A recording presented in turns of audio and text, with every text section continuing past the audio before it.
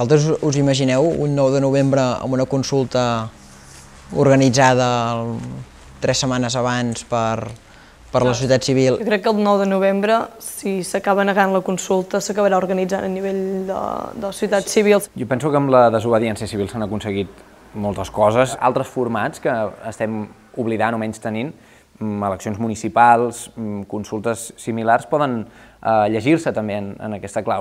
Igual menys tenim aquestes opcions abans que són possibles abans de la desobediència, que igual, en vistes internacionals, doncs, són mirades amb una mica més de legitimitat. Vull posar èmfasi que hem de creure amb les possibilitats que tenim com a societat civil de manifestar les nostres opinions, de fer-nos sentir, perquè en definitiva les institucions i els que exerceixen la política oficial, perquè per mi política ho és tot, els que exerceixen la política oficial depenen dels vots.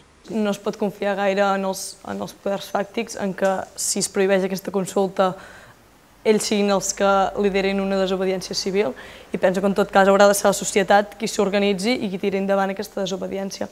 Trobo positiu des del punt de vista ciutadà, però em costa de veure com efectiva a mitjà o a llarg termini per aconseguir que, per exemple, el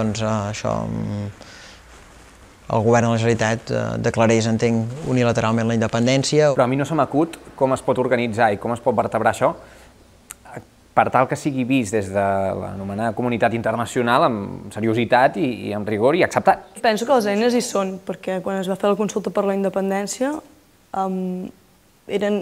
van ser unes eleccions bastant fiables, hi havia observadors internacionals, hi havia garanties de que allò s'estava fent bé, que cal una organització molt més de base, molt més de la societat, que digui prou, que decideixi una mica tirar per la via recta. El poble ha decidit de decidir el seu futur i el té que exercir, amb permís o en sense. El 9 de novembre. Amb permís o en sense.